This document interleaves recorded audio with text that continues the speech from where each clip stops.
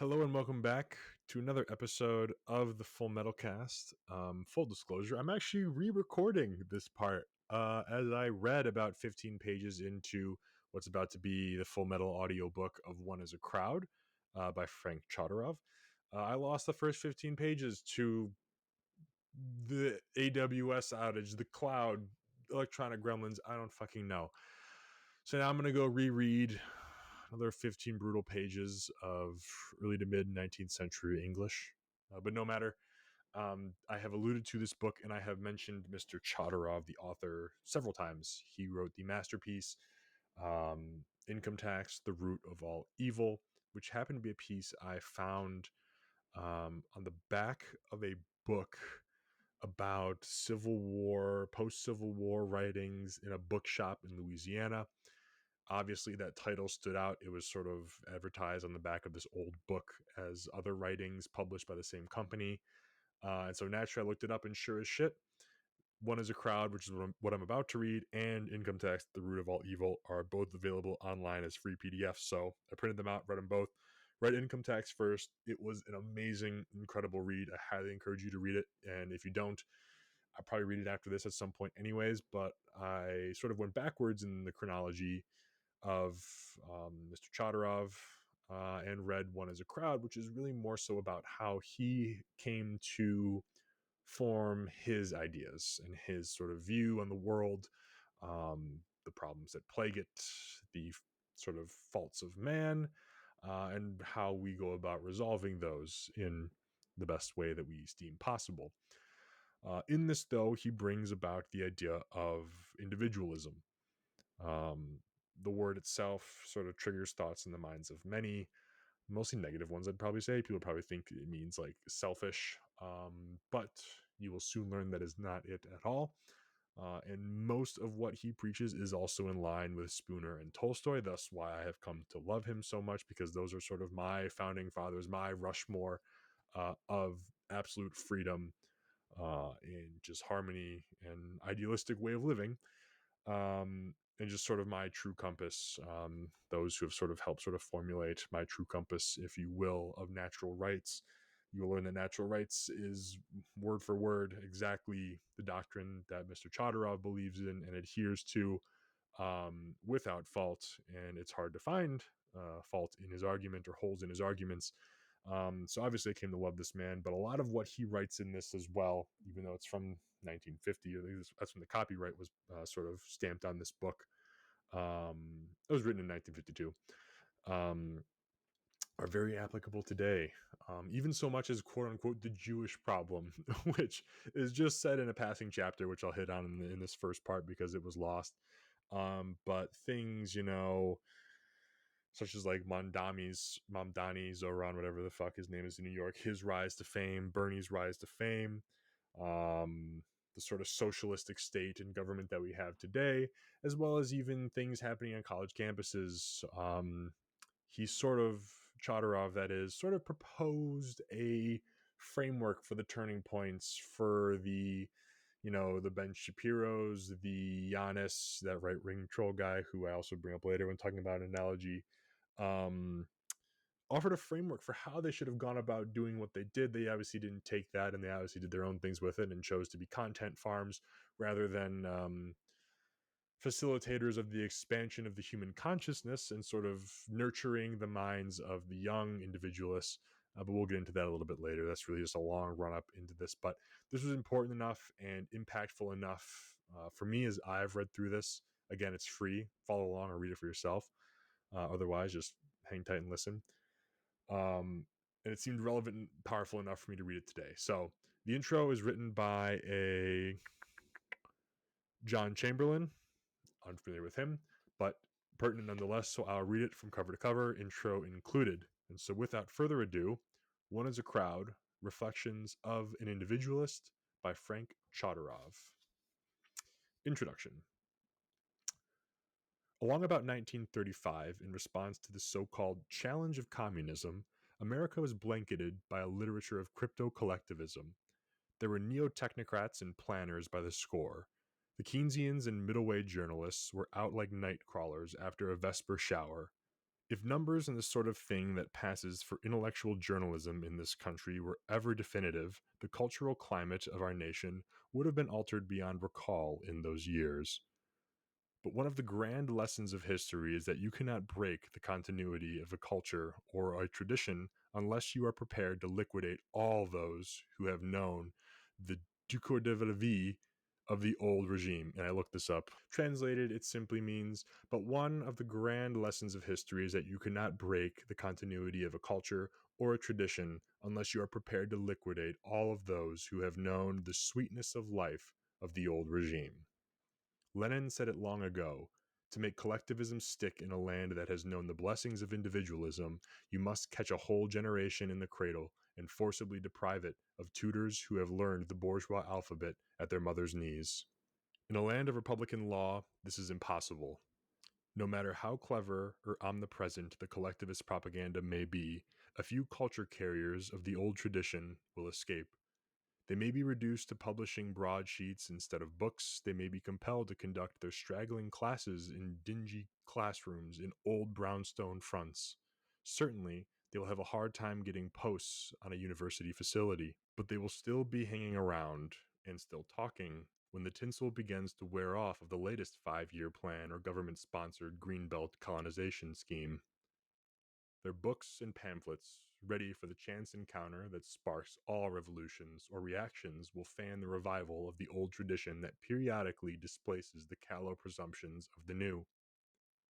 A recent preoccupation with my own intellectual autobiography has led me to reflect on the culture carriers who brought me back to what I had originally soaked up unconsciously in the individualistic New England of my childhood. One of these carriers was Albert J. Nock, whose Our Enemy the State hit me between the eyes when I read it in the 30s. Another potent carrier was Franz Oppenheimer, whose concept of the state as racket, see his epical book, The State, was too formidably grounded in history to permit of an easy denial. Still another carrier was Garay Garrett, funny ass French name, I'm assuming, the only economist I know who could make a single image or metaphor do the work of a whole page of statistics. Then there was Henry George, the single taxer, and the Thoreau, whose doctrine of civil disobedience implied a fealty to a higher or natural law. And Isabella Patterson, the god of the machine. Finally, there was a man who sometimes spoke in parables and who always had a special brand of quiet humor, Mr. Frank Chodorov, whose lifetime of broadsheet writing and pamphleteering has been brilliantly rated by Devin A. Garrity of the Devin Adair Co. to make this book. Frank Chodorov is 65 years old, which means that he has been around. Damn! But he has the intellectual resilience that one would associate with the age brackets of the 20s and the 30s if the young of 1952 did not seem so frightened, so recessive, so pinched, and so antique. I pray to fucking God I'm not remembered as that. The final biography of Mr. Chodorov says that he once lectured at Henry George School of Social Science, that he revived and edited The Freeman with Albert J. Nock from 1938 to 1941. The Freeman is one of those magazines that is always coming up out of its own ashes like the phoenix. That, after one of the intermittent deaths of the Freeman, he published, wrote, and edited his own 4-page monthly broadsheet called Analysis, that he is currently engaged in editing Human Events with Frank Hannigan in Washington, D.C., so working on a whole bunch of other stuff. A craftsman from the ground up, Frank Chodorov has always made his words pirouette with the grace and fluidity of a pavlova. That is some serious glazing. Beyond this, he is one of the few editors alive who can make individual stylists of others merely by suggesting a shift in emphasis here, an excision there, a bit of structural alteration in the middle. To talk over the luncheon table with Frank Chodorov about the problems of writing and editing is a liberal journalistic education. But this is only the least important part of the education that one can absorb from him when he is expanding in his own ruefully humorous way. Listening to Mr. Chodorov, you won't get any meaningless gabble about right and left, or progressive and reactionary, or liberalism as a philosophy of the middle of the road. Mr. Chodorov deals in far more fundamental distinctions. There is, for example, the Chodorovian distinction between social power and political power. Social power develops from the creation of wealth by individuals working alone or in voluntary concert. Political power, on the other hand, grows by the forcible appropriation of the individual's social power. Mr. Chodorov sees history as an eternal struggle between social power and political power philosophies. When social power is in the ascendant, men are inclined to be inventive, creative, resourceful, curious, tolerant, loving, and good-humored. The standard of well-being rises in such times. Vide the histories of Republic Rome, of the Hanseatic cities, don't know what those are, of the Italian Renaissance, of 19th century Britain, and of modern America. But when political power is waxing, men begin to burn books, to suppress thought, and to imprison and kill their dissident brothers. Taxation, which is the important barometer of the political power, robs the individual of the fruits of his energy, and the standard of life declines as men secretly rebel against extending themselves in labor that brings them diminishing returns. According to the Chodorov rationale, all the great political movements of modern times are slave philosophies, for, no matter whether they speak in the name of communism, socialism, fascism, New Dealism, or welfare, sometimes called the positive state, the modern political philosophers are all alike in advocating the forcible seizure of bigger and bigger proportions of the individual's energy. It matters not a whit whether the coercion is done by club or the tax agent. The coercion of labor is there, and such coercion is a definition of slavery. Nor does it matter that the energy product of one individual is spent by the government on another. Such spending makes beneficiaries into wards, and wards are slaves too. Mr. Chodorov is a mystic, but only in the sense that all men of insight are mystics. His mystical assumption is that men are born as individuals, possessing inalienable rights. This philosophy of natural rights under the natural law of the universe cannot be proved, quote unquote. Neither can the opposite philosophy, that society has rights, be proved. You can say it is demonstrable that a state, as the police agent of society, has power, but if there is no such thing as natural individual rights, with a correlative superstructure of justice organized to maintain those rights, then the individual has no valid subjective reason for obeying the state power. True, the state can arrest the individual and compel his temporary obedience, but it cannot compel his inner loyalty, nor can it keep men from cheating or from the quiet withdrawal of energy. The rebellious individual can always find ways of flouting state power, which makes it dubious that society, or the collectivity of men organized to compel individual men, has rights in any meaningful sense of the word. A collectivity cannot have anything which its constitutive elements refuse to give up. Since the human animal must make either one mystical assumption or another about rights, Mr. Chodorov chooses the assumption that accords with the desire of his nature, which is to protect itself against the lawlessness, of arbitrary power. He is mystical in the same way that James Madison and Thomas Jefferson and the rest of the founding fathers were mystical, and he is religious enough to believe in nature's God, which is to say that he believes in natural law. The utilitarian argument is that natural law does not apply in the field of ethics, since it is not demonstrable that a thief will always be caught and punished, or a murderer be apprehended, or a polygamist forced to relinquish his extra wives. But if there is no natural law of ethics, then any system of ethics is as valid as the rest, and the choice of fascism or cannibalism is no worse than the choice of freedom as defined by John Locke. Mr. Chodorov's answer to utilitarians is that men are diminished and blighted under certain ethical systems, whereas they flourish under other systems. And it is demonstrably the nature of man to prefer life to death, or to the slow agony of death in life that goes with slave systems. Mr. Chodorov never labors his principles in either his writing or his speaking, nor does he indulge in debaters' tricks. He prefers a good parable to formal argument, and he is at his best when he is rating the Old Testament to make a modern point.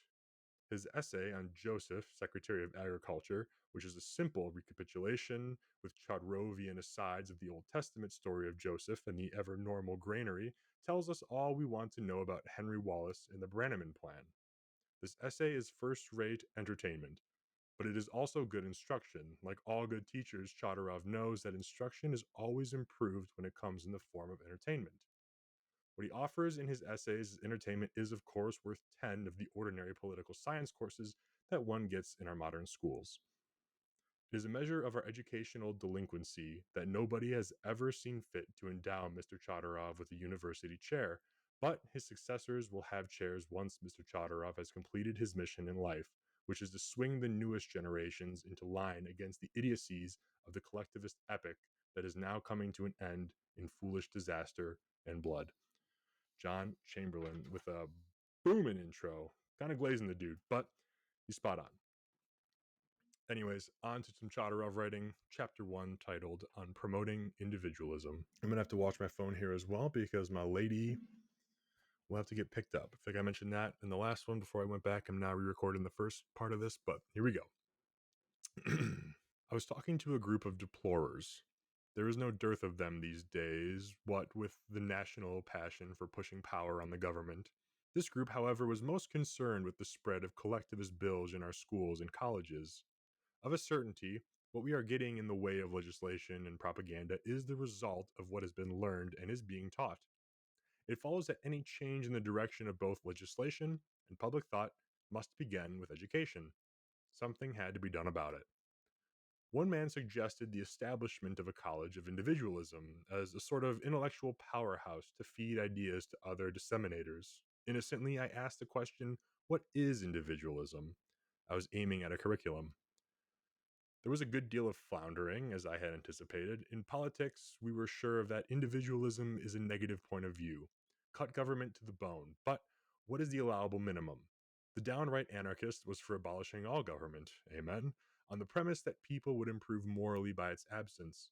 The majority allowed that a traffic cop is a social need. In economics, all of us accepted the general line of thought laid down by Adam Smith, though one man declared Adam Smith's ideas on free trade impractical under present world conditions, and that brought on a heated argument. A theologian in the group insisted that individualism is primarily a spiritual concept, and if that were set straight, the rest of the curriculum would take care of itself. The curriculum, one bold voice suggested, is of minor importance. The faculty is the thing. Whatever subject an individualist handles, he maintained, he cannot help but bring his values to bear upon it, just as a collectivist teaching biology cannot refrain from comparing the innards of a frog with the organization of the state. The thing to do, then, is to pack the faculty with dyed-in-the-wool individualists and let each formulate his own course. The students would get a full dose of individualism whatever they studied. This idea posed a new question. What is an individualist? Is he born or made? Socialism laughs at the theory of innate characteristics and insists that we come into this world without, whoa, that's the whiskey, excuse me, without temperamental shape. Men can be turned by environment, including education, this way or that. Yet the constant recurrence of the rebel is a historical refutation of this socialistic thesis, and every mother of more than one child will bear witness against it. Some of us conform easily, others find it necessary to question every existing convention. Perhaps psychology could furnish us with an explanation of the individualists or of the socialists. If individualism is not an acquired characteristic, but is grounded in one's personality, what can education do about it? Nothing more than to give articulation to what the student already feels. For instance, if he instinctively finds regulation repugnant, he will be helped no end by an understanding of the doctrine of natural rights. Conversely, if he is a regimenter at heart, he will rationalize that doctrine into a myth. The purpose of teaching individualism, then, is not to make individualists, but to find them, rather to help them find themselves. If a student takes readily to such values as the primacy of the individual, the free marketplace, or the immorality of taxation, he is an individualist. If he swallows hard, he must be counted as a recruit for the other side. At this point, someone brought up a current phenomenon, the increasing number of deserters from the communist camp. If these recanters came to communism by natural selection, how could they throw it off? Or did they? Is an intellectual conversion capable of purging an innate inclination? The books written by these X's, quote unquote, give a clue to the answer. One does not get from their confessions of sin or exposés of Soviet skullduggery the idea that the authors are done with collectivism. Their sneering references to capitalism indicate that they are of the same opinion still. Communism, they will admit, is socialism gone hog wild, but they do not seem capable of recognizing this as an inevitable consequence. Their hatred of communism does not make them individualists. This is not to question the sincerity of those who have hit the sawdust trail, far from it. The individualist who accepts as basic the right of every man to make a fool of himself, provided he does not infringe the equal rights of others, is quick to accept the repentance at face value. But repentance is not conversion. There's reason to believe that conversion is impossible. The right wing, quote unquote, socialist is another case in point. The hatred he harbors for communism is intense, but only because he looks upon it as treason. He condemns Stalin and his crowd because they have betrayed the Marxist ideal. In the hands of good and true socialists, the right wingers, of course, the Russian experiment of 1918 would by now have come up with a shining demonstration of the socialist promise. No amount of logic can convince him that the only possible result of Marxism in practice is Russia as is. Coming to the garden variety of collectivist, the do-gooder who differs from the socialist only in that he substitutes sentimental cliches for scientific quote-unquote socialism, he too seems psychologically incapable of letting people alone. He too is inexorably bent on hammering out the good society on the political anvil. He too has the perfect recipe, an ingredient of which is his own capacity for improving others. It is endemic. All the evidence points to the collectivist as a breed, not a product, which is also true of the individualists. The main characteristic of the one is an urge to ride herd on mankind, while the other is inclined to give mankind a wide berth. The collectivist idealizes group behavior because he feels an inadequacy in himself. He must be part of a mob, and therefore he organizes and joins. The individualist abhors labels. The volume of sound generated by the organized collectivists give him undue prominence. He seems to be the majority, yet if nature is as impartial in the distribution of temperaments as she is in the apportionment of sexes, there should be as many individualists around as the other kind. Nor can we overlook the possibility that all of us have a penchant for both ways, being part individualists and part collectivists in differing degrees. One could adduce evidence in favor of that thesis. Only education can give the right answer, for the function of education is to bring to the surface what nature has implanted in the person. If the educational machinery of the country had not been overrun by the collectivists operating under the cover of quote unquote academic freedom, if individualism were given a fair shake of the curriculum, we could easily find out how many of us prefer freedom, how many of us are destined to be the mob material. Returning to our group of deplorers, we got around to the need of stirring up an interest in the individualistic philosophy on the college campus. To be sure, we knew that the younger children were being subjected to the cacophony of collectivism, and a thorough job of saving must include the lower grades, even the kindergarten. But immediacy suggested throwing a lifeline to adolescent individualists, those who will have a hand in shaping the world directly ahead. As a modus operandi, we thought of encouraging the formation of what we called Adam Smith clubs. This would have been an extracurricular activity for two reasons. One, the monopolization of the classroom by the faculty collectivists is too solid to permit penetration. Two, these clubs would pick up by a process of self-selection the element susceptible of help. Suppose it were noised about that at the next meeting of the club, a speaker would hold forth on the inequity of the income tax. No, not inequity, it's iniquity of the income tax, or would expose the fraud of Social Security.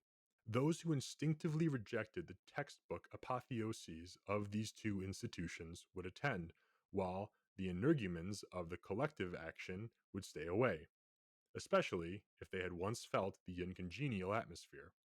Every Adam Smith club would be a campus educable elite. On the face of it, an Adam Smith club would be evidence of a dissident voice on the campus, and, considering the vogue of Keynesianism and pragmatism in our colleges, it would be looked upon with disfavor by the vested collectivists and campus conformists. All the better, any explicit or implicit opposition to the club would convince the membership that they had got hold of an important truth. It is a known fact that the learning one acquires outside the lecture hall sticks closer to the ribs, especially if that learning is officially declared off limits. It would be a pity if the Adam Smith clubs achieved respectability. That would destroy their purpose. Their purpose should not only be to find and help the submerged individualist, but also to set him in opposition to the collectivism being ladled out by the professors. A compromise is impossible. It is a fight to the finish. The agenda of the meeting should include the preparation of refutations of textbook propaganda to be fired in the classroom, with the intent of stirring up latent individualists. If the Adam Smith clubs are to be really educational, they must be radical in character. For it must be kept in mind that individualism is always radical, for it rests its case on root ideas. It delves into the nature of things for basic causes. It rejects the idea that man is best served by a series of expedients. In the political sense, individualism is the current of radicalism because it is the ideology of the minority. The ultimate purpose of the Adam Smith clubs should be to loosen the grip of statism on the mass mind, to re-arouse in America an awareness of self-importance and self-reliance, to teach people that no social good can come out of politics. There are, as a matter of fact, incipient Adam Smith clubs on some campuses.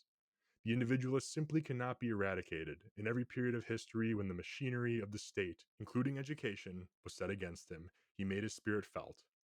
It is not surprising, therefore, to hear of the spontaneous gathering of anti-collectivists at various colleges.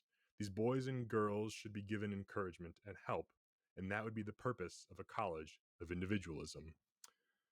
I know I mentioned this in the other recording I just ladled out, because I sort of went back and touched on it and feared that I hadn't touched on it, but I'll touch on it now.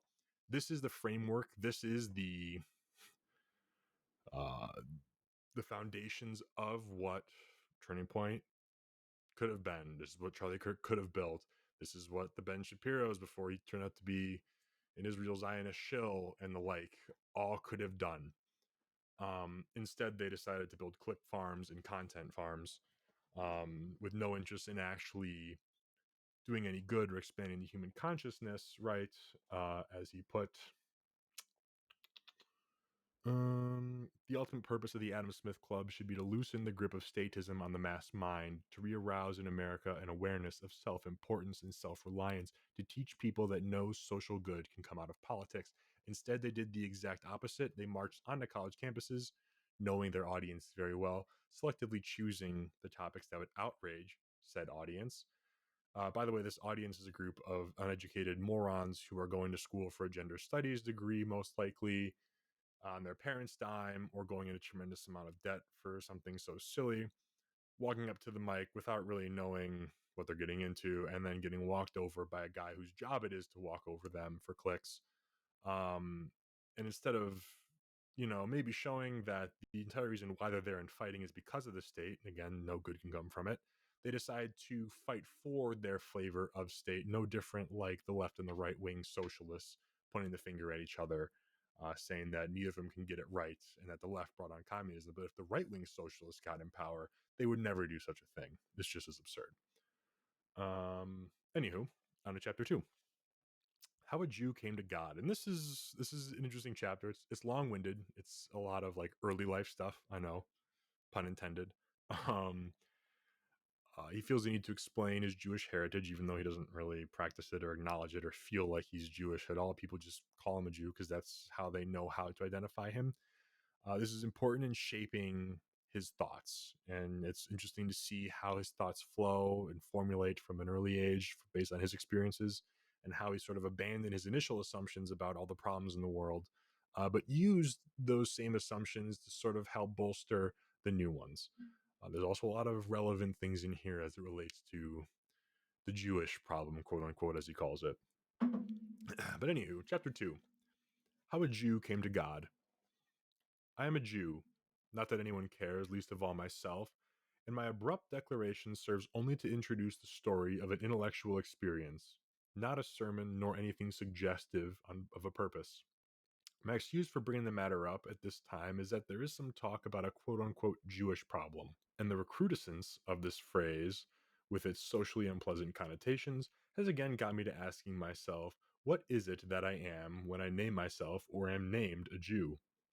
For the better part of half a century, I tried to capture the invariable positives and negatives of the human being so labeled, but so far my intellectual curiosity has not been answered.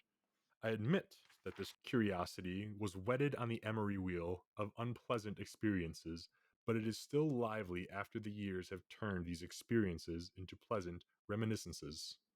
Maybe I would have forgotten the whole thing if some people who call themselves Christian, which defies definition almost as stubbornly, did not make it their business to refasten the label on me whenever, through forgetfulness, I have allowed the edges to become loose.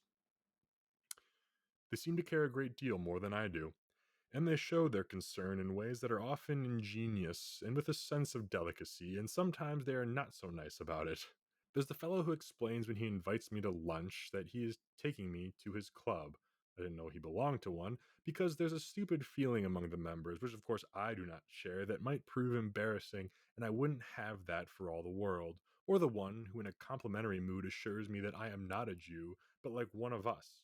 And the cliche, some of my best friends are Jews, is definitely used to properly place me. Thus, by innuendo, inference, or direct statement, or even by a knowing look, I am gratuitously reminded that I am what I am whenever the fact slips my mind. All my years I have been called, and have called myself, a Jew, and that, according to some authorities, establishes the fact. But the question will not down. What do these three letters describe or define? I've asked the question of many people and have got almost as many different answers, not one of which squares the observable fact.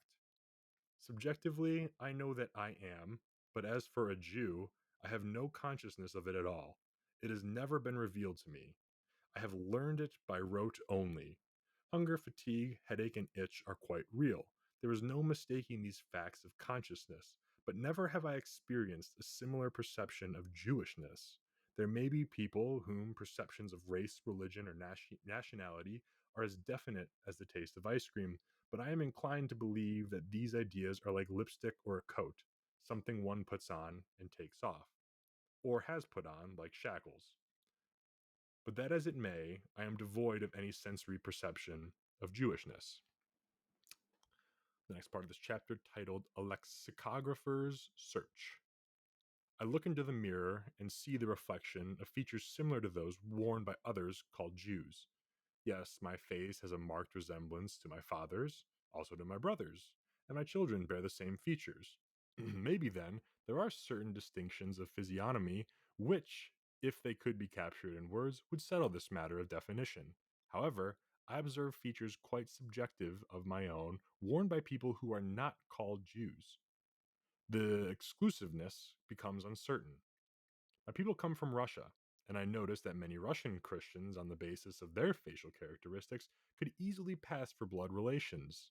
Then I see Jews with straight cut, thin noses, dark skins, and slender contours, features usually associated with Latin peoples. The Jewish girl I married was sometimes taken for a Spaniard. Again, there is the hooked proboscis of the German Jew, which is equally characteristic of the Aryan faces. The search for a definition must go beyond features. I said my people came from Russia, from the southern part around Odessa. In the 8th and 9th centuries, that part of the world was occupied by a pagan people known as the Khazars. The record classifies them as Tartars, but as the territory embraced a transit between the Black Sea and the Caspian, there is some doubt as to the singleness of their blood, for in all probability it was tainted with Persian, Hun, Armenian, Slavonic, and whatever other kind came down this path of war and trade. Now, legend has it that many of these Khazars were converted to Judaism. Some say the entire tribe was. Can it be then that far back along my progenitors I could find an adulterated Tatar? Perish the thought. Yet we know that marriage is a matter of propinquity and not race. And if the Russian Jew bears a likeness to his Christian compatriot, the idea of consanguinity cannot be put away. Taking into consideration the fact of biological transmission of physical characteristics, can we not say that in his matings the Jewish male, like all other males, has not been scrupulously race conscious? And the Jewish girls are not hard to look at either. But why belabor the point? Solomon, we are told, had 300 wives and 1,000 concubines. He picked them for their beauty only, and he went far and wide to get them. So, we Jews got pretty well mixed up with the non Jews long before the dispersion, and have been continuously guilty of intermarriage as the people we intermarried with. It seems then that a racial definition in the sense of a continuous stream of the same kind of blood will hardly hold. Well, then how about the definition based on religion? And the rejoinder is, which Jewish religion are you talking about? A while ago, I was reading about the ritual of the Holy Temple at the time of Pontius Pilate, and it occurred to me that a reincarnated high priest of the times would find himself more at home at a Catholic high mass than in the modern temple of the better class, quote unquote, Jew. Imagine the mortification of a bewhiskered and skull capped Polish Jew in the house of worship frequented by his hatless son, where the women's chests are exposed and where no rail or elevation separates the sexes. It's as much to ask him to eat pork chops, which the son does. In proportion to their numbers, the Jews can probably lay claim to as many schisms as do the Christians, to say nothing of the many who own up to no sect. And this part I highlighted because this is the very interesting, relevant part that was brought up back in the 50s. This is worthy of a sip. Then there is the attempt to give the Jews a nationalistic definition. There's an asterisk here. I'm going to circle back and read the long footnote on because it is very relevant. If I adhere to this idea, I say to myself, I am part of a political entity which lost its physical reality some 2,000 years ago. This nation exists in a record of its past, its cultural continuity, and its well advertised manifest destiny. It is a nation without the physical appurtenances of one. Examining that fancy, I ask myself, can 2,000 years of history be wiped out as if it never happened? What warrant have we in nature for the persistence of national entities? Has not every state carved out its career with the sword, and when that sword lost its edge, did not the state disappear? It is interesting to read about the ancient Greeks, to study the records of Aztec culture or the unearthed artifacts of lost empires. I would like to know why these social integrations disappeared, why such highly developed civilizations could not maintain themselves. Such information might help me foretell the course of civilization for which I am a part, but I feel no call to fight for the restoration of a state which exists only in poetry. Citizenship in a state without authority is a contradiction. Furthermore, the ideology involved in the proposed restoration smacks too much of Hitlerian nationalism based on racial purity, reinforced with the claims to divine selection. It defies the record and is decidedly dangerous. That is Mr. Chodorov's point, or his viewpoint, on the state of Israel, or redeveloping one back in the 50s. And here's that footnote. This was obviously written before the advent of Israel. The argument is still the same. This new state, despite the arguments of professional Zionists, is by no means a continuation or revival of the one ruled by Solomon or Caesar. It is brand new, and I feel no more attachment to it than I do for the one that is presumed to be its predecessor. There is a strident group in this country who insists that American citizenship does not absolve the Jew from loyalty to Israel, that he is in fact vested with dual citizenship, the stronger of which, judging by their demands for financial help, is in the newly acquired half. That is silly. In the event of conflict between Israel and the United States, not an impossibility since geography might compel Israel into the USSR camp, lol, which of his two loyalties would lay first claim on him? Or perchance would he take up arms against himself? However, if loyalty to Israel is the identification of a Jew, then I declare unequivocally that I am not one. So aside from banking on Israel joining the USSR, they're about as friendly to us as the USSR, I suppose. So maybe he didn't get to that one that wrong. Um, it, quite a shot from deep downtown in the 50s by Mr. Chodorov. Carrying on though. And so it has been all these years. An examination of the suggested definitions amount to a process of elimination, and it is not surprising that mysticism is resorted to by many. Accordingly, the Jew is endowed with a soul which is undefinable. Maybe so, but I confess to an incapacity in such supersensory perceptibility. When things get beyond the rational, I am lost. And so I have come to the conclusion that I am a Jew because I call myself one, and so does everyone else who cares to classify me, and that is all there is to it. I have hit upon a description of the Jew which, while lacking the consciousness of a definition, helps to identify his particularism. We'll go into that after I have got along with my story. Next portion of this chapter is called Early Background. The Lower West Side of New York at the turn of the century was going through the usual transition of a fine residential section into an area of low-priced tenements, rooming houses, and marginal factories. The street where I spent my pre-high school days was already entering the factory phase. A few streets away, the vestiges of New York aristocracy held on to its brownstone elegance. That was nearly 20 years before enterprising realtors rescued these anachronisms from well-deserved demolition. They painted the fronts white and the shutters green and invested the section with profitable romance by reviving its ancient name of Greenwich Village. I never heard the name when I went to school in that section.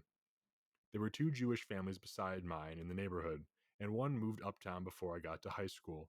Irish, French, and Italian immigrants had taken over, sometimes creating distinct nationalistic islands on contiguous streets, sometimes getting all mixed up as they did on my street. Much to the chagrin of my mother, my associates were not only not of my people, but were inclined to practices not sanctioned by the Talmud or any other moral code. The only reason I did not accompany some of my companions to the reformatory was that I was not apprehended in the business of selling lead pipe purloined from partially built or empty houses. My boy was stripping copper pipe from properties. That's amazing. One had to fight to live in this environment, and the Jew epithet was a good casus belli as any other. Let's look up that one. Casus belli, an act or situation provoking or justifying war. So going back, one had to fight to live in this environment, and the Jew epithet was a good act or situation provoking or justifying war as any other. But the matter rarely came up in a purely descriptive form.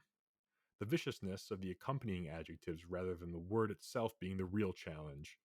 I was yet to learn the flavor of real anti Semitism. The fact that I didn't go to church on Sunday marked me off, but I recall being envied for that good fortune. I could and would fight.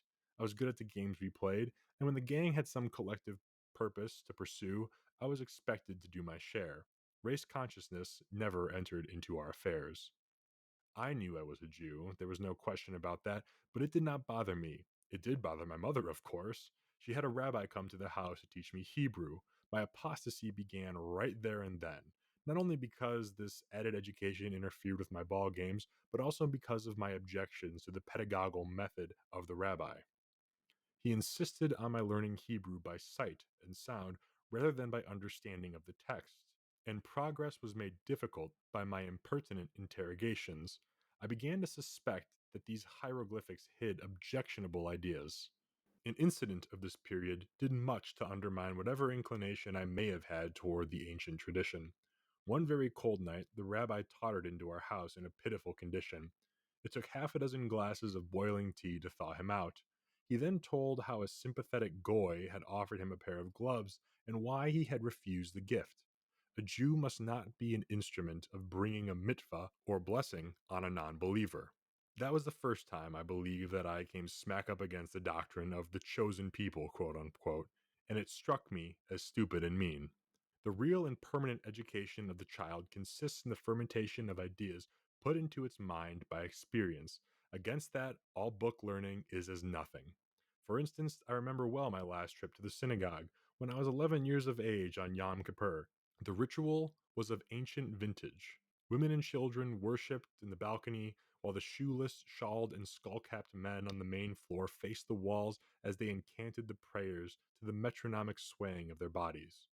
Not all of the men followed customs so meticulously, but the more devout could be so identified. One of these attracted my attention because he was the head of the other Jewish family on the street. This fellow came by a bad reputation in the community for shady business practices, for uncouthness and loudness, for wife beating. My folks were hardly on speaking terms with this man or his family. Well, On this particular holy day, our neighbor was doing his devotions with noticeable intensity, and that started me thinking and asking questions. Could one day of hard prayer in a synagogue wash out the sins of a whole year? Is God bought off so cheaply? My mother parried me for a while and then brushed me off with the ways of God must not be questioned. That settled it. I sneaked off to an important game of one-o cat on the street.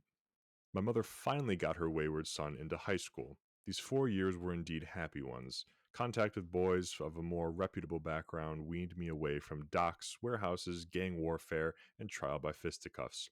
Football helped to reflate the ego, which had somewhat collapsed in this rarefied atmosphere.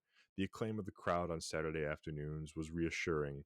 I began to take more than perfunctory interest in books. I even became conscious of marks. I took part in extracurricular activities other than athletics, such as school paper and a literary society, and all in all, enjoyed high school immensely. During these years, not once, as far as I can recall, did the matter of discrimination make itself felt. On to higher learning. Then came college. To me, matriculation was quite an experience, almost a hallowed event. In those days, most boys who went to college did so because that was in the tradition of their class, and matriculation was like the first shave, something one did because one had arrived. Boys of my world almost always completed their formal education at 14. A few more put in 4 years of high school, or less if circumstances demanded, and a smaller number whose parents were ambitious for them got to college. Higher education was hard to come by. Only those who showed special ability, as evidenced in competitive examinations, were subsidized. Society had not yet taken on the collective duty of raising its moronic level. Hence, for those of us who were determined to quote unquote work our way through, the mere fact of having entered was an exhilarating experience. Nothing happened during the first few weeks to indicate that social life in college would be much different from what it was in high school. I went out for football, fully confident that I would make the grade. In my relations with the squad, I was diffident, not because of any race consciousness, but because I felt out of place in an atmosphere where tradition counted. I was a bit afraid of it. In high school, this lack was brought home to me in a poignant way. Through our mutual interest in literature, another lad and I struck up a close acquaintanceship, and one afternoon he invited me to dine with his folks. It was not the quiet elegance of the home that most impressed me, although that was considerably different from the utilitarian surroundings I associated with home. What struck me with the force was the easy courtesy that graced the relationship between my friend, his older brother, and their mother. It wasn't manners, it was manner. This was all new to me, and I was filled with fear that I might prove myself out of place, particularly so when the two boys came to dinner dressed in their dinner coats, which I believe were worn only at class and fraternity dinners. In not the slightest way was I made conscious of my nonconformity. I learned that in social deportment the docs had taught me little. A few such experiences put me on my guard. I played hard and left the matter of companionship to the others, expecting it to come when I proved myself. One thing annoyed me. In those days of interlocking interference, the ball carrier was part of the ball, and interferers were expected to pull, push, or throw him for an extra foot or inch. But nary a hand touched me. I did not understand it and must have shown my confusion, for one day the other Jewish boy on the squad said to me, "Don't let it get to you, kid. It's tough going for a Jew on this squad, but you've got what it takes and you'll make good." So that's what it was. It was my first introduction to the finesse with which discrimination could be practiced. My education along these lines progressed rapidly. I had played in all the freshman games, was considered a first stringer, and fully expected to quote unquote win my numerals in the final game. When the coach called out the starting lineup in the locker room just before game time, my name was not on the list, and nobody seemed to think it odd. I did, of course. What hurt me the most was that there was no way of openly resenting the affront without being churlish, and the best I could do was to take it out on the opposing players when necessity compelled the coach to put me into the game. The open attack, the goddamn Jew, quote unquote, came one Friday afternoon. The varsity coach, we had no rule barring freshmen those days, kept me for special instruction. I was being taught the fine art of throwing my body into mass plays, and for the purpose skeleton offense was opposed to me. On the very first rehearsal, I felt a fist on my jaw. It happened again, and the third time, the epithet was thrown with the fist. Whatever polish I had acquired in the past few years left me completely, and with the choicest language of my past, I sailed into the senior to whom I traced the offense. To my chagrin, he wouldn't fight. I thought later that the whole thing may have been a prearranged affair to test my toughness. For the next day, I was put into the varsity game, but at the time, I was burned up. There were other incidents on the fields and on the campus. One that sticks in my memory after all these years occurred about 3 months after the start of the term.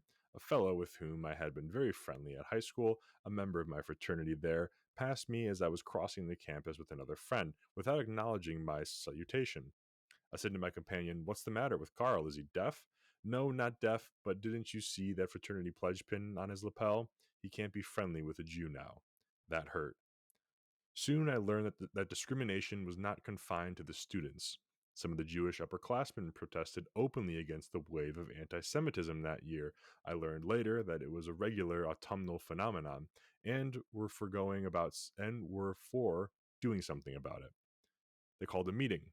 I would have laughed at such a thing in high school, but I went to this one. That is something that persecutors do not understand. That persecution makes a minority. As the professional Jews know well, if Jews are unmolested, they tend to lose all sense of commonality and go their separate ways. They collapse in proportion to the pressure put upon them. At this meeting, a committee was appointed to consult with a Jewish professor, a man of international repute, on ways and means. Forget it, he advised, and it will die down. Let me tell you something. We Jewish members of the faculty are invited to all faculty functions, but we always decline because we are expected to decline. A mission is born. By the end of my freshman year, I had about soured on college life. Being husky and pugnacious, I found relief in fisticuffs whenever the opportunity presented itself, which was rare because the affronts were subtle and intangible. I don't doubt that sensitiveness found slights where none were intended. It occurred to me later that if I had developed in my earlier years a sense of comradeship with Jews as Jews, adjustment to this new world would not have gone so hard. I could have eased into the discrimination rather than have it pounded into me. I realized too late that I would have done better by myself if I had not ventured on to the sacred temple of footballism. One is never hurt if one keeps one's place. It must have been particularly difficult for the rich Jewish boys who tried to buy their way into forbidden social circles and were despised for it by their own kind, as well as by others. Beginning with my sophomore year, I went to college for the sole purpose of learning a trade and learning it as fast as possible. So, in spite of the necessity of learning enough to pay my tuition, I took on sufficient subjects in one summer course to cut my college career by 1 year. But, peculiarly enough, my hard introduction into anti Semitism blossomed into a purpose. I would try to find the cause for this horrible thing and see what could be done about eradicating it. Toward that end, I selected from the electives as much philosophy as was allowed to an undergraduate. This idea came to me, I think, from the numerous references to God and religion which I ran across in a textbook used in one of the philosophy courses. I'd already come to a priori conclusion that religion was at the bottom of social discords. Maybe then philosophy would help me solve this riddle. I remember particularly a course in the history of philosophy. The lessons were held late in the afternoon for the convenience of students from the theological seminary.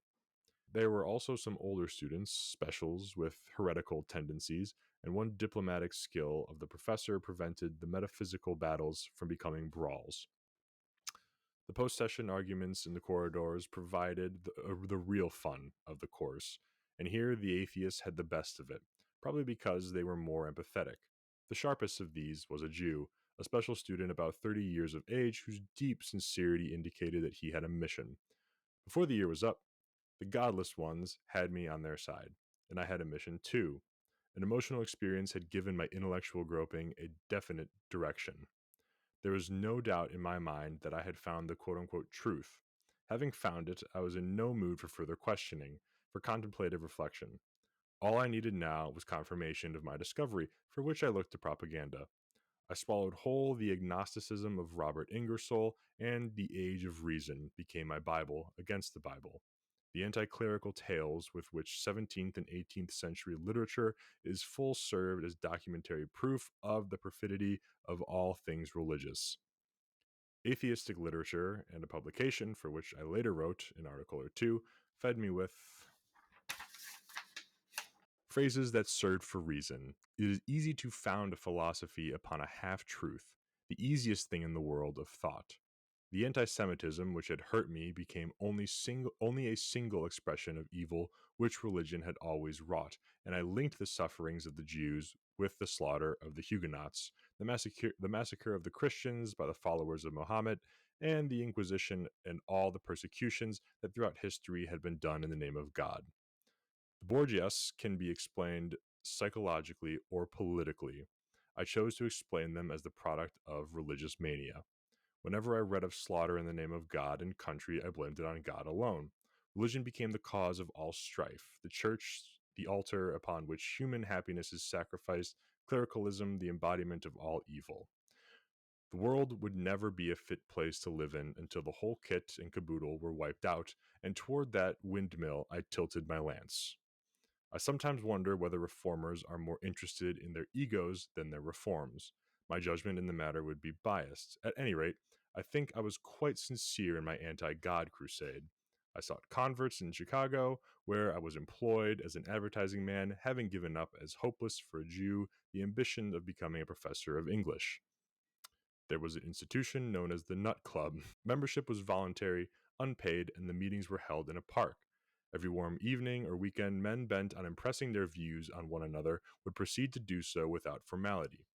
Two arguers would lock horns, and if they tussled well, a crowd would gather about them. No parliamentary rules, and very few rules of courtesy impeded the progress of the debate. Hour upon hour, this would continue, with new protagonists taking the place of the exhausted ones. This nut club was just what I needed to develop my enthusiasm, and I was a regular member. The protests of my young wife notwithstanding, I was loyal to my atheism. More education. About 8 years after I left college, I ran across a book I had heard something about and had put down on my reading list. It was Progress and Poverty.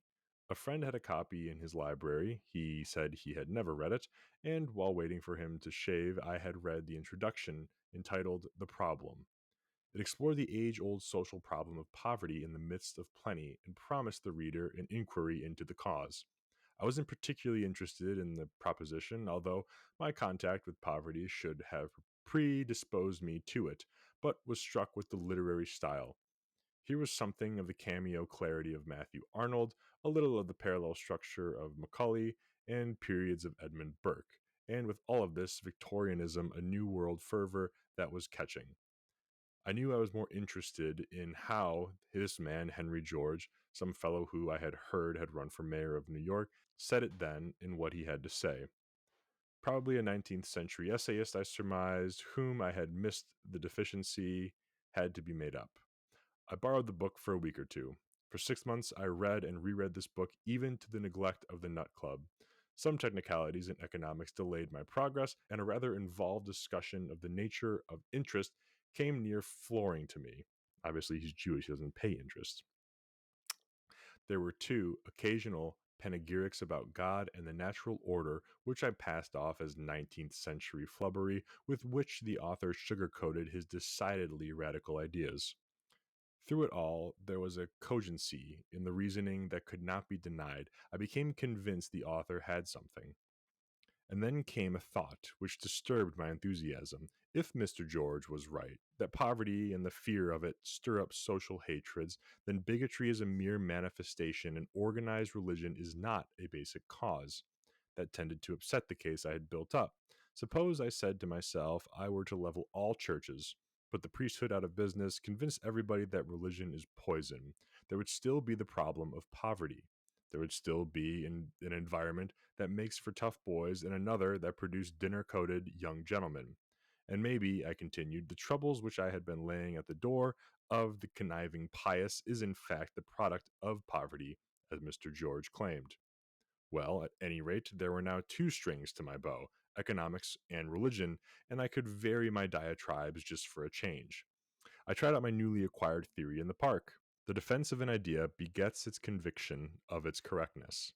Even before I knew the answers, I managed to parry questions with plausibilities, which, strangely enough, I frequently found corroboration for in the book, to which I had to refer often. The crowd seemed to be much more interested in this poverty in the midst of plenty argument than in attacks on the institution of religion, and it might be this greater interest had some influence on my intellectual switch. Even a crusader likes to please a crowd, and in fact, likes a crowd to please. I gradually gave up on religion and put my reading time to economics and social problems. These were subjects I had paid little attention to at college. Now they seemed all important, and I began reading all I could find on them, including, of course, the other books of Henry George. The thread of piety, which ran through his works, I dismissed for years as so much persiflage, whatever that means. Finally, and reluctantly, it dawned on me that his religious concepts in some way integrated his economics and his social philosophy. His God and his natural law meant something to his scheme of thought, and I determined to find out what it was, even though, having been scorched by pragmatism as well as agnosticism, I was sure there was nothing to it. What about natural rights? I found in the writings of Mr. George frequent references to the idea of absolute right. Upon reflection, it occurred to me that though this idea is definitely metaphysical, I had been relying upon it, without question, in my quarrel with anti Semitism. It is the principle enunciated in the Declaration of Independence that in their public relations all people must be accounted equal, that none have an inherent claim to prerogatives as against the others. But why? Where comes the authority for this principle? It is not a legal matter, since the implication is quite clear that the business of the law, in theory at least, is merely to implement this inherent quality. It is a law above the law, of an invariable which men may not affect even though they ignore it to their detriment, nor is the principle a matter of expediency in social relations, as the pragmatists claim, since on the ground of expediency argument could well be adduced for the suspension of equality, as when a nobility or a political party promote their own ascendancy for the general good, quote unquote. The Declaration finds authority for this principle of equality in a creator. Here, the human mind, finding no other answer to its eternal why, takes recourse to its imagination and invents a first cause. The atheist rejects this concept as a myth. The agnostic says, I don't know. Both of them, in attacking the evil practices of organized religion, look to the nature of things for a moral yardstick. Everybody who objects to injustice does so on the ground that these practices violate some principle of justice which is above human will. This is so even when authority for justice or inequality among men is found in the dignity of the individual, for that phrase is just as metaphysical as the nature of things. Reasoning so, I recognized that in spite of my pragmatic learnings, I too had unconsciously premised my social thinking on the assumption of a natural order. I saw that this assumption is the essence of religious thinking, and I reflected how every social philosophy with which I was familiar likewise fell back on an extra human pattern of things. Even the ultra materialistic socialists, in their doctrine of historical inevitability, are guilty of transcendentalism. Admittedly, I reason that this is a flight of the finite mind from its own limitations. It is a search for security in an invariable. It is mining for bedrock in the infinite, and in doing so, it must rely on its power of imagination. It does so as a matter of necessity.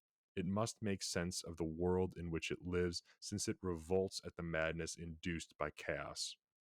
That's badass. If it rejects the principle of essential equality among men, which admittedly it finds only in the myth of the natural order, quote unquote, the human mind is led logically into a mess of incongruities. Thus, if men are not created equal, what objection could one make to a master and slave status? That a few enjoy wealth and power at the expense of many should occasion no quarrel, since it just happens so and there is no warrant and reason for disturbing the arrangement. Exploitation, discrimination, or social disabilities of any kind do not exist if the premise of parity is false. The only justification for a change in the status would be the force one could apply toward that end. Rejection of any concept of absolute right makes justice synonymous with power, and that is an incongruity that the mind finds difficult to accept. In this flight from such madness, the human mind finds haven in logical fiction. I found then that I had built my whole case against minority disabilities on an article of faith, and there was no way of getting away from that. Whichever way I turned, the argument for equality came to the question of rights, and soon found myself adding the adjective natural. The hidebound realists, with whom, up to this point, I counted myself, reject the doctrine of natural rights as untenable, but their scoffing does not prove their case. While they explain rights as political delimitations of human behavior, they leave unexplained the justification or the political power to dispense rights, unless, indeed, the only justification for power, which is chaos again. If they adhere to the democratic theory that rights inhere in the individual and that for practical purposes he lends them to his government, they must explain how the individual came by his rights in the first place. The realist's fear of the imagination leaves him without an intellectual rudder. Thus was undermined my faith in the inutility of faith. Putting aside organized religion, discounting ritual, rejecting the theological doctrine, there still remained the necessity of establishing an unprovable nature of things as the final recourse of inquiry. Not that the nature of things offers an explanation for anything, but the human mind must establish it as the compendium of those invariable forces which, when understood, helps us to explain experience. The exigencies of life require that we go on looking to nature for its secrets and maintaining faith that in them lies immutable law, and that, I believe, is the essence of the God idea. Onto the section, a natural law, ? 30-some years ago, students of Henry George foresaw the coming of the New Deal, or something like it. The foresight stemmed from this chapter entitled How Modern Civilization May Decline. In this, he reasoned that the tendency of the wage level, regardless of productive increases, toward the point of mere subsistence would open the way for state interference in economic affairs. Frustration and ignorance would demand it, and the politician, bent on his own purposes, would come forth with fantastic promises. Since politics is incapable of raising wages, but can only impose interventions which lower the productive level from which wages come, the result must be deterioration. New and more impossible promises would supplant the discredited ones. To carry them out, the politician would ask for additional powers, including, of course, new tax levies. Political liberty would be put on the counter and offered at the bargain price of a mess of pottage. The eventual outcome would be a dictatorship, he called it, in 1879, an imperatorship, completely dominating all things economic as well as political and social. Henry George maintained that this consequence is not an historic imperative. It is no more necessary for society to go through the wringer of collectivism than it is necessary for a man to step off a high roof and break his neck. In the latter case, the man takes the consequence of defying an immutable physics law, and when society, said George, defies immutable laws in the field of economics, it will likewise come to a bad end. Like the classicists before him, George was a firm advocate of natural law in economics. It is not germane to this story to go into the economic theories of Henry George. What I had to encompass, but what I think is the basic economic issue of the present, is the doctrine of natural law. Briefly, this is the doctrine. Nature has its own ways of applying means to ends, which are made known to us by critical observation. We observe in nature the constant recurrence of certain sequences, and because of that constancy, we ascribe to the sequences a cause and effect relationship. We describe this presumably casual relationship in words or symbols, which we call natural law. The function of the law, quote unquote, is to help us predict, to apply nature's means to our ends. Thus, when we observed that water always seeks its own level, a natural law, we were able to place our plumbing so as to bring about desired results. Now, It is a certainty that nature does not ring a bell when we have hit upon one of her laws, and it is also a certainty that we have discovered, quote unquote, some that subsequent investigation has shown up to be frauds. For these reasons, the pragmatists reject the doctrine of natural law out of hand. There ain't no such animal, they say. They describe the constant sequences as probabilities. What has always happened, as far as we know, will probably recur in the future, but there is no assurance that it will. Natural law is a figment of the imagination, and so is casualty. Between the pragmatist and the transcendentalist, there will never be more than a truce. Each represents a subjective attitude so deep rooted that no objective meeting ground is possible. I believe I took to the natural law doctrine because of an inherent distrust of leadership. Omniscience was too questionable. I knew what faith in their wisdom has done to the priest and the politician, and students could be led astray if they took to their professors to heart. Even in my college days, I had fought it out with the socialists before I knew the economic answers on the ground that man's management of man is presumptuous and fraught with danger. I would rely on something less frail, something free of foibles, something impersonal. That something could be nothing else than nature. True, she is a rather elusive one, difficult to describe, let alone to handle, and philosophy could argue her non existence. Nevertheless, she had proven herself a helpful fiction, and that is her real character in the progress of mankind. I would trust her more than any man I ever knew or read about.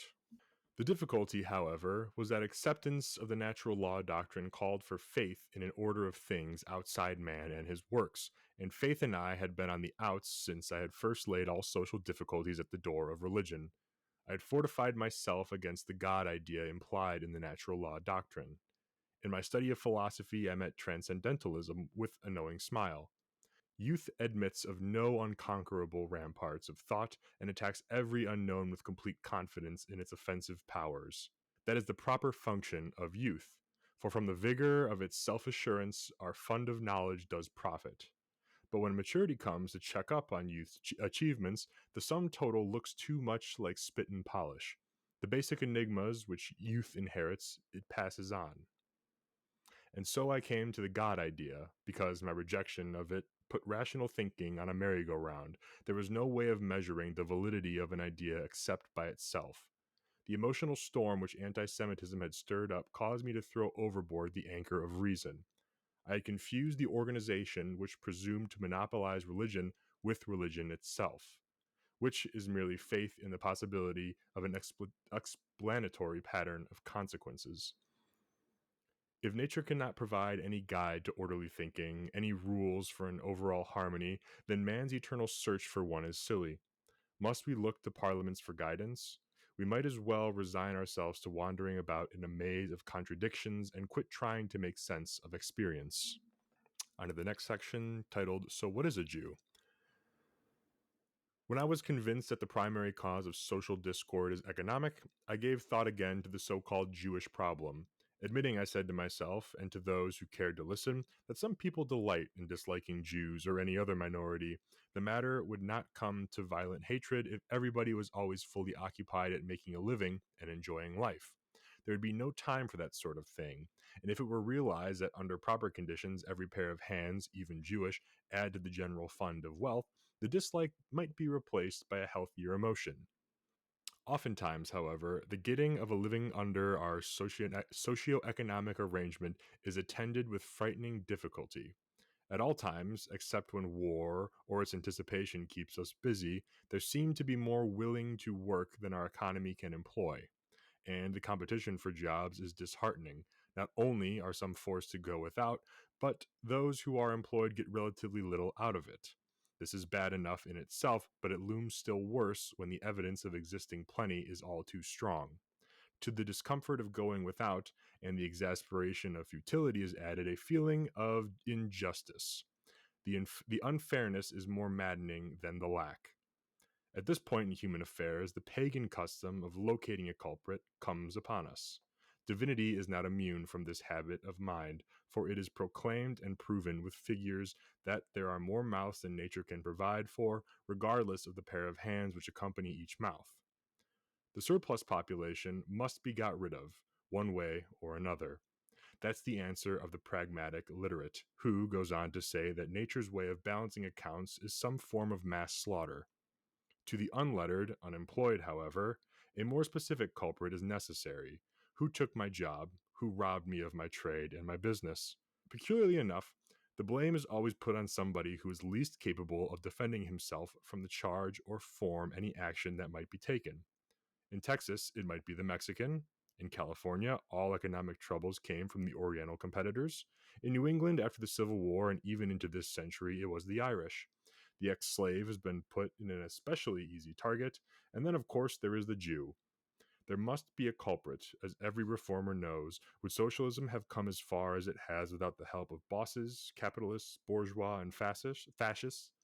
It is a very ancient custom, this business of scapegoats. According to the record, the Philistines served the Israelites in that capacity, while all the troubles of the Roman plebeian came out of Carthage. The peculiarity of the Jew is that he can serve as scapegoat number one for nearly 20 centuries throughout the predominantly Christian world. Other minorities have been picked on at times, but wherever the Jew has made his presence felt in numbers, he has held the lead role with little competition. The pogrom, interesting word, has been standard procedure whenever economic difficulties burst into social disaffection. Admitting the evidence of history on this point, there still remains the question as to why the Jew has been so consistently singled out. We cannot dislike a people until we are convinced that these people are essentially different from us. It is easy then to establish inferiority. Our military men found, for instance, that hatred of the Germans was difficult to arouse simply because it was difficult to establish an essential difference between the New Yorker and the Berliner, and torturous argument had to be resorted to. With the Japanese, the problem was quite simple, for anybody so different from us in appearance must be inferior to us in capacities, to say nothing of his character. Similar rationalization supports the disabilities put onto Orientals, Mexicans, and the African Americans, I'm not going to say that word, in this country. The Jew, however, makes things difficult by offering a minimum of physical differences from his tormentor. His particularism had to be established. This problem of identification was made easy by the Jew. He made himself a different kind of person long years ago. He accumulated a culture in the ancient days and has carried this culture like necessary baggage throughout his peregrinations. There is no doubt that where they have not suffered from segregation or to confined segregation, Jews have added the culture of their neighbors to their own, sometimes to the point of self-submergence. Nevertheless, the indicia of their culture, which is the sum total of those habits of language, tradition, religion, knowledge, and mannerisms which an integrated people acquire, have left their mark. The mark becomes less visible as less notice is paid it, and more pronounced as persecution forces them back into themselves for mutual protection and solace. It will be recalled that when Hitler began his anti Semitic campaign, many a German Jew had to learn what it is to be a Jew. The culture was foreign to him. One item in this culture needs to be emphasized at this time. I believe it is the only one that has got the Jew into difficulties. That is the tendency towards self expression, which we call individualism. It may be that this characteristic stems from his ancient education, see the Hebrew prophets, and it may be that it was brought on by necessity. At any rate, the Jew child has drilled into him almost from birth the importance of self improvement through self help. Never is the individual taught that group excellence is more important than or different from individual excellence. It is he, the unit of the tribe, that makes it. Undoubtedly, this training shows up in an inordinate self respect, which in a weak character becomes irritating self assertion. The point I wish to make is that Jewish culture is definitely not socialistic, even though tribal adherence has always been emphasized as a matter of self preservation. That many Jews have advanced socialistic ideas is true, but I believe this can be explained as an inclination to protect against injustices, which is characteristic of the individualist. Karl Marx was an anti statist, advocating the peculiar notion of abolishing the state through an interim dictatorship. Among the old Bolsheviks were a number of Jews, more than their proportionate population would entitle them to, but it is significant that very few of them escaped the Stalinist purges. The Jew is too individualistic to be tolerated by the collectivism he sometimes urges. Be that as it may, the differentiation which marks the Jew is cultural. A friend of mine, a scholar and agnostic, deplored the urge towards assimilation on the ground that the best in this culture would thereby be lost to mankind. However, it is his cultural idioms which identifies the Jew as a different sort of person, thus qualifying him for the role of minority scapegoat. Whether assimilation can completely eradicate these idioms is a question that cannot be decided until a long period of non-discrimination has permitted assimilation to take its course. So long as the institutions which bring about a scarcity economy are in force, the Jew will not divest himself of his historic role. The so-called Jewish problem, then, and this is true of all minority problems, is at bottom neither racial nor religious, but economic. Its eradication is dependent on the solution of the poverty amidst plenty problem. Maybe natural law can show the way, surely. The makeshifts of political law have failed. And that is the end of the long chapter, How a Jew Came to God. I feel like this is incredibly relevant. Obviously, we have our own quote unquote Jew problem today. And obviously, it's a very different Jewish problem in some ways than it was described here. However, I did think it was very interesting that he posed the complications, let's call them, that dual citizenship may pose upon representatives. And he's really more so talking about citizens and civilians, it sounds like here. But nonetheless, the slapping down of the Israeli state, smacking too much like Hitlerian nationalism, went kind of hard, I thought. And I also found it very interesting and accommodable, I guess. Maybe it's not the right word. I guess I respect the hell out of him being able to shift his viewpoints into realizing that, maybe it wasn't religion that was the stem of all of these problems. Maybe it was a little something more overarching. And while religion does have its own problems, it's the characteristics that they embody from a different problem or a different sort of entity as a whole that he really took dislike with. But larger powers at play were sort of doing the same thing that religion was doing on a much wider scale in the world than in the country.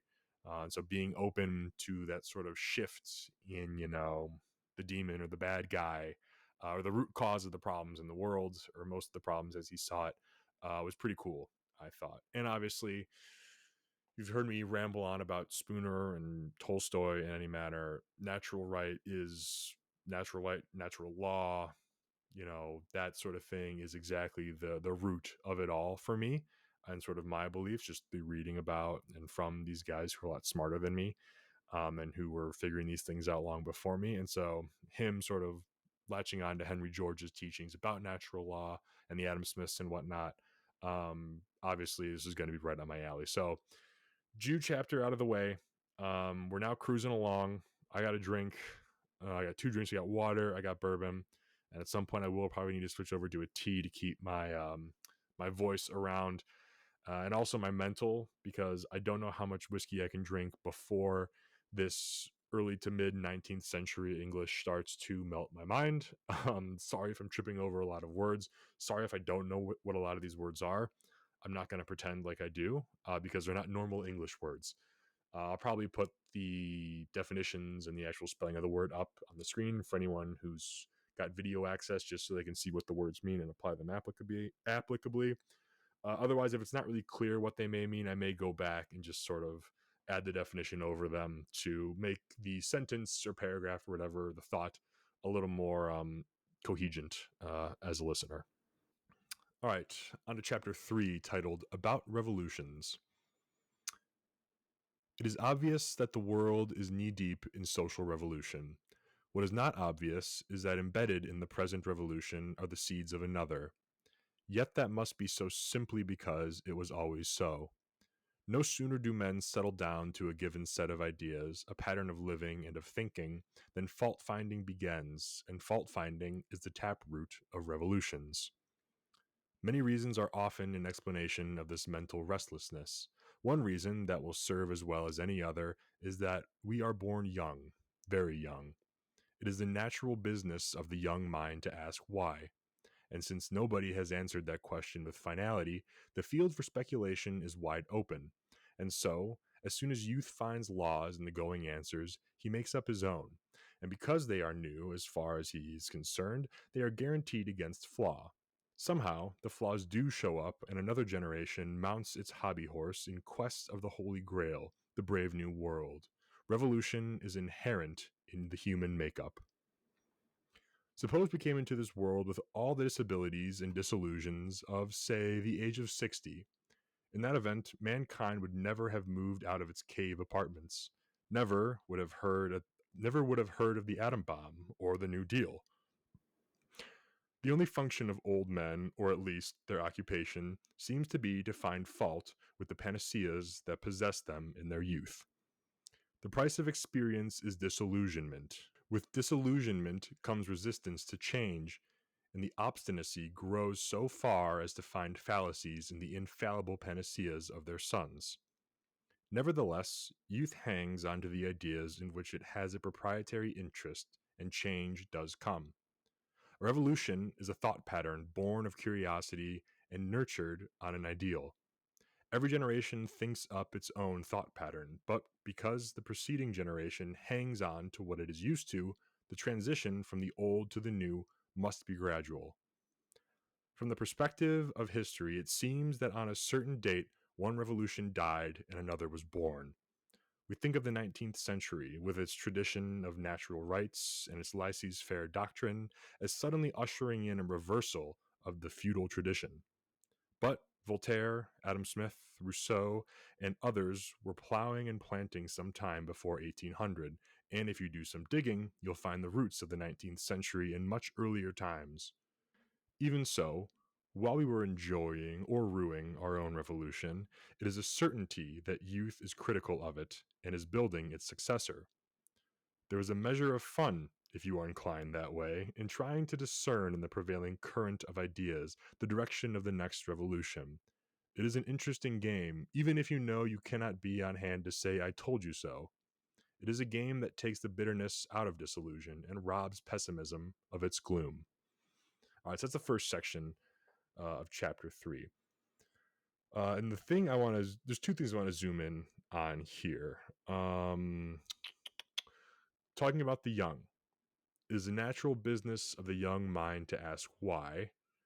And so, as soon as youth finds flaws in the going answers, he makes up his own, and because they are new as far as he is concerned, they are guaranteed against flaw. Some flaws show up, etc., etc. Revolution is inherent in the mind, in the human makeup. It is the job of younger generations, the youth, as he puts it, to ask why, to find flaws, and to bring those flaws up to the surface. Those are the roots, like he mentioned earlier on, about revolution. To not acknowledge a flaw objectively, to not call out something that is wrong with the current way of things, you're killing a revolution, if you will. And this comes back to the whole point of, so what are you going to do, or what are you doing about it? And while yes, just talking about it isn't necessarily doing a whole lot, it is still something. It is getting the idea out there and reinforcing it and hammering it home and making it sort of commonly known and accepted as a flaw. I think that sort of speaks for itself. The other thing I wanted to speak of was at the end, when he said, there is a measure of fun, if you are inclined that way, in trying to discern in the prevailing current of ideas the direction of the next revolution. It is an interesting game, even if you know you cannot be on hand to say, "I told you so." It is a game that takes the bitterness out of disillusion and robs pessimism of its gloom. I think this is sort of like, it goes into the whole concept of me talking the human issues like a gray area, right? Like, nothing's black and white, nothing's fully good or bad, and you can find good in the bad. Like, I can say things suck right now, we're not on a good path, the trend is negative, it's been negative for a very long time, but I can have fun in doing that. I can have a great deal of fun going back and forth and debating and calling out the absurdity and the insanity of the times, um, and trying to figure out where we're going to go next and offering up ideas of where we're going to go next. That gives me, a great deal of hope, because again, it's part of revolution. It's an early sort of act in regards of like planting the seeds, growing the roots. But it also just completely shuts off the option of just getting down in the dumps and realizing, well, there's nothing we can do. This is just how it is. It's how it's always going to be. And we're just on this track forever until we die, sort of thing. I like that. I thought that was kind of cool. The next section is titled The Current Tradition. Our own revolution, the one that seems to have started on the first day of January 1900, is identified by the doctrine of collectivism.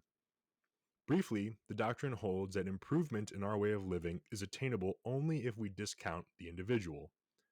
The mass is all that matters.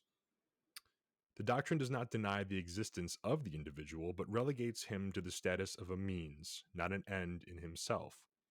To support itself, the doctrine insists that the individual is only the product of his environment, which is the mass, that he could not exist outside of it, that he could not function except as an accessory to the mass. The mass, on the other hand, is lacking in self-propelling force and needs pushing. For this purpose, a political machinery comes into existence, presumably by way of something called the democratic process. The individual serves the march of progress by submitting himself to the direction of that device. In the end, the doctrine holds, the individual will prosper because of the equal distribution of the abundance that comes from all collective action.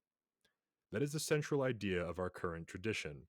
It is the idealization of the mass and the negation of the individual. Its panacea, its method of realization, is political direction. Its goal, as always, is the undefined good society. So dominant is this doctrine in our thinking that it amounts to a dogma. It is implied, if not explicitly stated, in every field of thought. The aim of pedagogy today is not to prepare the individual for his own enjoyment of life, but to enable him to better serve the mass machine.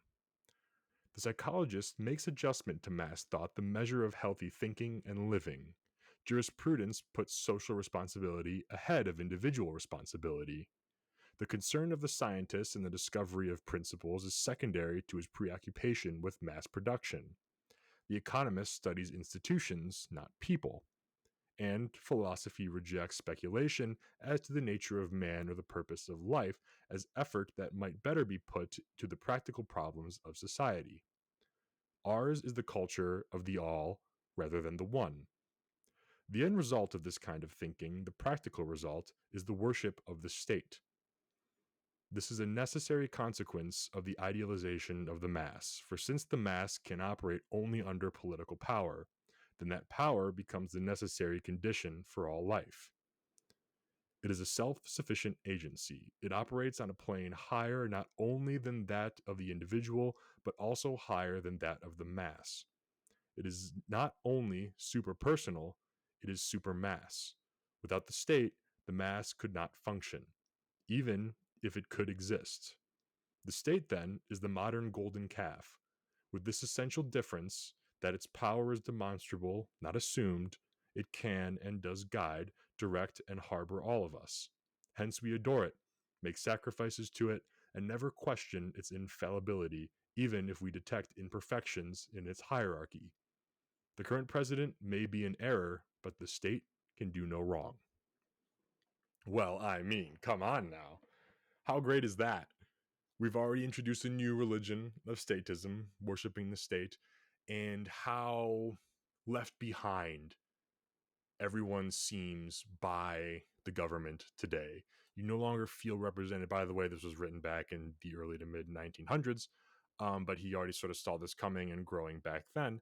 But how ignored and downtrodden does everyone feel by the government in that they only serve organizations, the ones that are the biggest and the largest, who have lobbies, who benefit the most by sort of bribing and providing kickbacks to the state, while we are all struggling to afford groceries and find jobs and pay for rent and whatnot.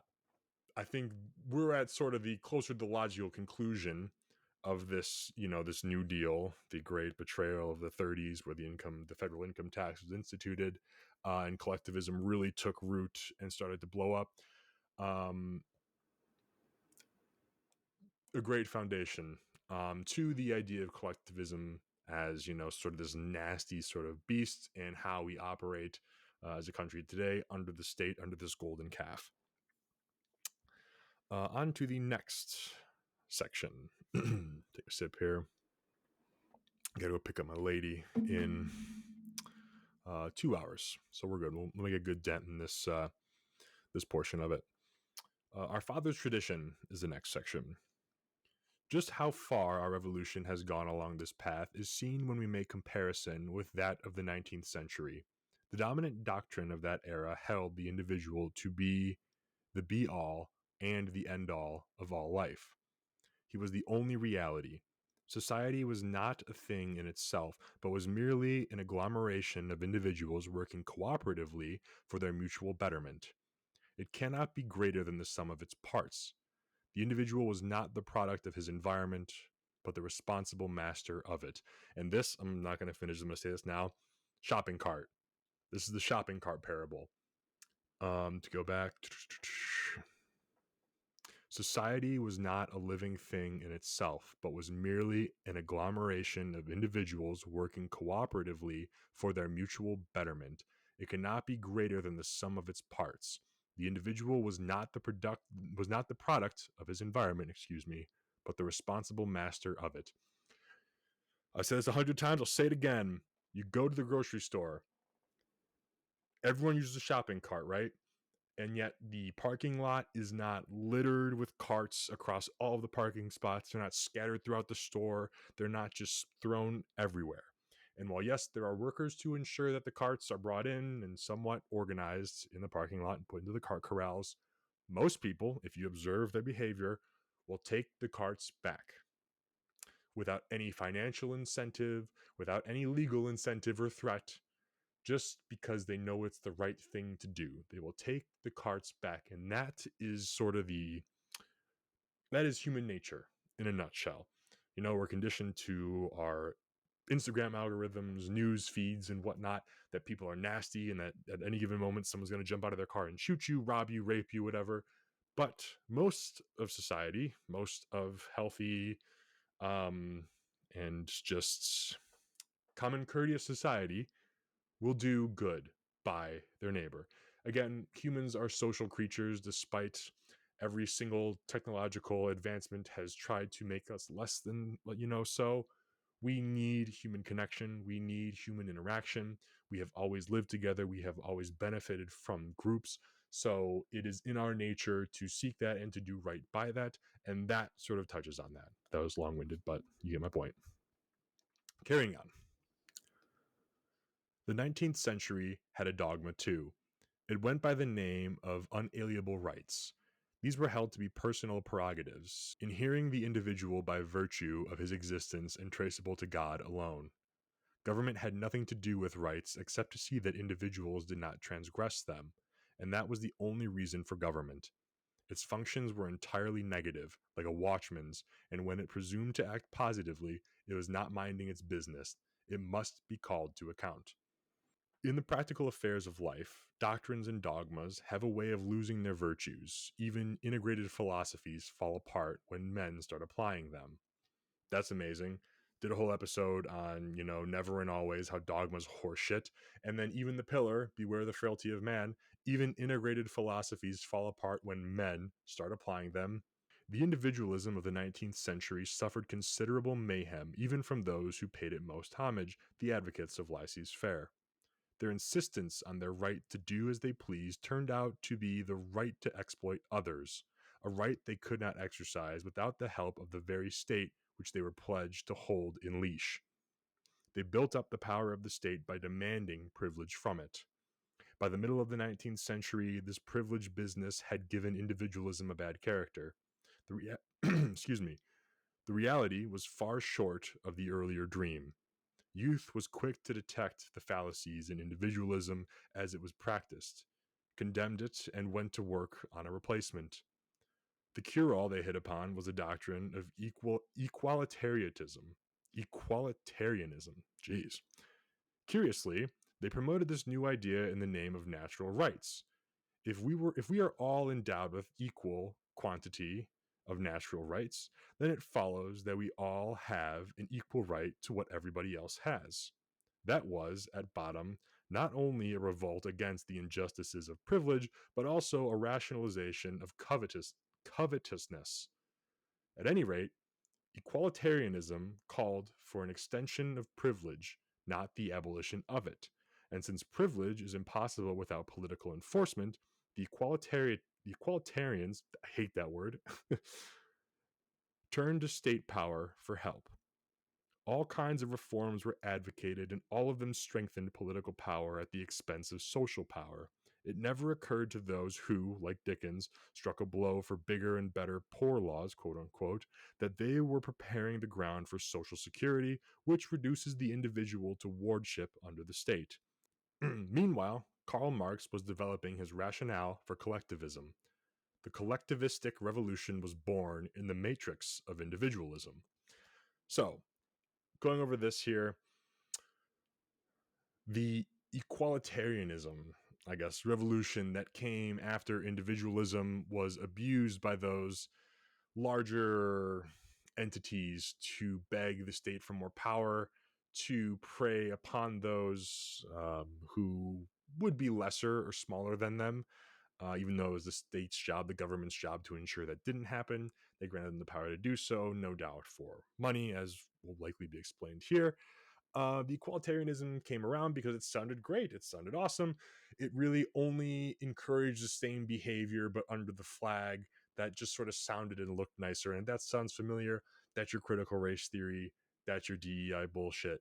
That's your equitable solutions. Taking rightfully what is someone else's simply because of the way that they are and applying political power to remove it from said person and give it to another group of people just because of how they are.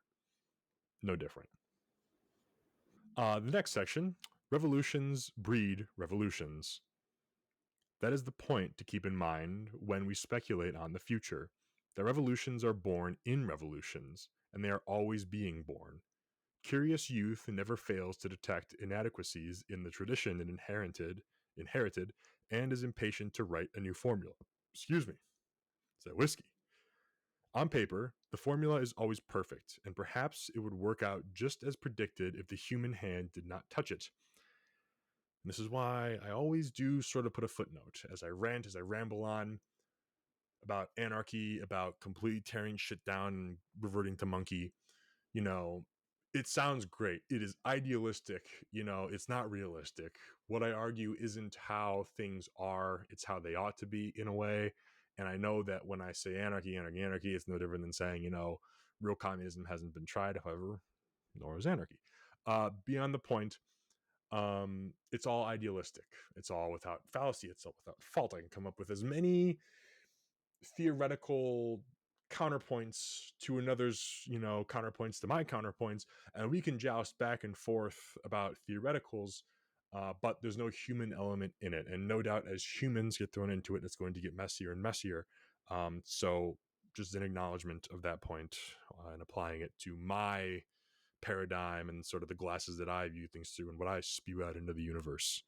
But anyways, take the case of liberalism, which was the political expression of the individualistic thought pattern. At the beginning of the last century, when liberalism was emerging from adolescence, its only tenet was that political intervention in the affairs of men is bad. Wow, how long we've come. It traced all the disabilities that men suffered from to the power of the state. Hence, it advocated the whittling away of that power without reserve and proposed to abolish laws without replacement. This negativeness was all right until the liberals got into places of power, and then it occurred to them that a little positive action might be good. They discovered that only the laws enacted by non-liberals were bad. The fact is, and this is something the state worshippers are prone to overlook, that the comforts, annulments, and adulation that go with political office have great influence on political policy. For the state consists of men, and men are, unfortunately, always human. And so, liberalism mutated into its exact opposite, and by the end of the 19th century, today it is the synonym of statism. Boom. There it is, ladies and gentlemen. You can say that power corrupts fully, or you can just say that only the fully corrupt seek power. It does not matter. The result is the same. It doesn't get fixed from the inside. That is not how it is built. Bang. This is back in like the 1930s or 50s. Who knows what revolutionary ideas youth is toying with right now? We live entirely too close to the present to judge the direction of its currents. We are either pessimists or optimists, and in either case are poor witnesses. Those of us who are enamored with the good old times point to the prevalence of socialistic doctrine, particularly in classrooms and textbooks, as evidence that the world is going to hell, while the proponents of socialism take the same evidence as proof of the immediacy of their millennium. Both sides are probably in error. It should be remembered that the present crop of teachers, who are also the textbook writers, are the product of the socialistic tradition built up during the early part of the century and are necessarily convinced of its virtue. Their denial of natural rights, for instance, is as natural as the espousal of that doctrine by the teachers of 1850. However, the pessimists can take comfort in this fact that though the professors do exert some influence on their students, they cannot stop curiosity. If the history of ideas is any guide as to the future, we can be sure that a change is in the making, that youth is brewing a revolution. It has been at the job throughout the ages. To predict with any accuracy the tradition of the 21st century would require the equipment of a prophet. But here again, relying on the evidence of history, we are on safe ground in anticipating a renaissance of individualism. For the pendulum of socio-political thought has swung to and fro over the same arc since men began to live in association, and there is no warrant for believing that it will fly off in a new direction. Modern absolutism, going by the various names of communism, fascism, Nazism, or the less frightening controlled economy, quote unquote, is in many superficials quite different from the divine right of kings. But in their common rejection of the individual, the two frames of thought are alike, or the individualistic doctrine of salvation that tarnished the glory of Rome had none of the economic overtones of 19th century individualism. But the underlying idea of salvation is the primacy of the individual, not the collectivity, and that is the underlying idea of any form of individualism. A discarded tradition never returns in its former garb. In fact, it takes a lot of disrobing to recognize it. Only a historical expert can trace the New Deal of modern America to the New Deal of ancient Rome, or recognize Sparta in Moscow.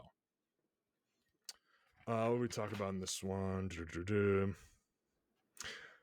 Glimmer of hope in these trying times. Going back to this quote here, relying on the evidence of history, we are on safe ground in anticipating a renaissance of individualism. It won't look like the old days, like he says, old thoughts rarely rear their head looking the same, if they ever do. But it's a pendulum that swings back and forth and always has throughout the time of man. But nations do have a expiry date. Look at Rome, look at every nation for that matter. I think the average is 250 years, and by God, we're basically there. It's, I think, tempering the swing of the pendulum to not let it swing or to not let it fly off in one direction and that nation just stop ceasing because it went so extreme is sort of the trick. That's just me, though. Last section of this chapter, the inevitable future. Whatever the character of the coming revolution, it will not show itself until the present revolution has run its course. There is some disposition to try to stop it in its tracks, but that is in the nature of things a futile occupation. Even the opposition to the present collectivist trend is tainted with it, as it must be. Those who fight socialized medicine tooth and nail would fight equally hard against the proposal to drop socialized education, unable to see that both institutions are cut from the same cloth. And those who view with alarm the teaching of collectivist doctrine in our public school are simply plugging for a politically managed curriculum more to their own liking. Likewise, the free enterprisers, quote unquote, rail against the subversion of farmers, but are strong for the subversion of manufacturers through protective tariffs. We are immersed in prevailing tradition, and until it wears itself out and is replaced by another, nothing can be done about it. The best we can do is find fault, which is necessary, which is the necessary preliminary to the coming revolution. Of this, however, we can be sure. Enrolled in some nursery or freshman class right now is a Voltaire, an Adam Smith, a Locke, or a Godwin, some maverick who will emerge from the herd and lead it. Youth, as always, is in a ferment, is dissatisfied with things as are. Well, since the only direction youth can go is away from the current collectivist tradition towards its opposite, those who cherish the individualistic stock of values must try to peddle them to these embryonic revolutionists. We must polish up our ancient arguments, apply them to the current scene, and offer them as brand new merchandise. We must do a selling job. Youth will not buy us out, lock, stock, and barrel, but will be rather selective about it. They will take what seems good to them, modernize it, build it into panacea, and start a revolution. God bless them. So the first part of this is simply the red versus blue, right? You know, those who are upset about, you know, the public schools, you know, doing the drag time story shows, the pride flags, those who are voting, those who want to get their hands in there, simply want to change that out with, instead of the pride flag, the 10 Commandments, religion classes to likely a white sort of Christian religion. They don't want the state's hands out of it. They simply want to exert their own political ego on it because they see that as a win. Um, and I think this is brilliant of him to say, it's the same fucking thing, moron. You're not making a change. You're simply sticking to the collectivist tradition here by, you know, still making it a collectivist, a statist institution, pushing statist propaganda and thought. It's just now draped in your color instead of the other teams. And another thing, sort of going back to the youth's job to find issue as sort of the root of revolution, saying the best we can do is find fault, which is the necessary preliminary to the coming revolution. Again, talk about the faults objectively. That's how it starts. That's how you lay the roots. And obviously saying in some class there is this revolution is going to lead it all. Obviously, I love having hope, always great. But he mentioned this as well back when he was talking about the Adam Smith clubs, about how it shouldn't be your interests or your goal to try to convert collectivists. It's just not going to happen. It's not how that works. People come to these identities, these, you know, collectivists or individualists on their own. Rather, you should be interested in identifying individualists or providing a space or a platform for an individualist to meet other like-minded individualists and, you know, bounce ideas off each other, debate, help each other sort of discover themselves. And he mentioned that as well. And we're sort of going about teaching the youth and being okay with them, maybe taking things that they don't like about your ideas. It's their job to sort of re-robe them as themselves. It's just how history and time has gone about. But this, going back, and I forgot to mention it in the original chapter, was why I had such an issue with the turning point thing. And maybe I did talk about it. And if I did, you can completely ignore this now. I get lost after reading this old English and drinking while I'm reading it. This is why I have an issue with the turning points. This is why I have an issue with the Ben Shapiro's. This is why I have an issue with all of that stuff. You know, you're showing up on and the Giannis, whatever, or whatever the fuck his name was, the gay dude who was just the right wing troll who showed up on college campuses. I don't respect that.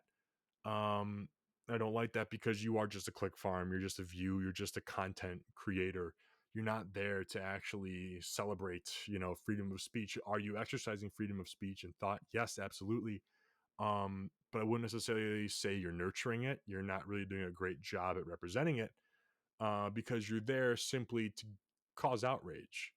You know what's going to happen. You know the audience you've selected, and you've known the talking points you're going to feed that audience. And you're not doing anything to change anyone's minds. I think, in fact, you're probably turning off those who are smarter, that you would like to have side with you, I would imagine, because they're going to see through that sort of sham. And yeah, that's why I don't really like that stuff. You know, is it easier than, you know, setting up a class or like an elective meeting for people to show up at the park to debate at, like the Nut Club, like you said? Yeah, absolutely. That's not going to be as popular. That's not going to get as many clicks or views, but such is the nature of individualists. That's doing real work, though. You're making real progress as like as far as evolving and expanding human consciousness. The other, just showing up to college campus to dunk on these uneducated college kids who are there on their parents' dime or are going into incredible debt for a gender studies major, doesn't get anybody anywhere. It just sort of keeps everyone bashing their heads against the wall about topics that don't matter. Rant over. But with that, I'm going to step away before we get into the next chapter, refill some drinks here, maybe get a tea. Be right back.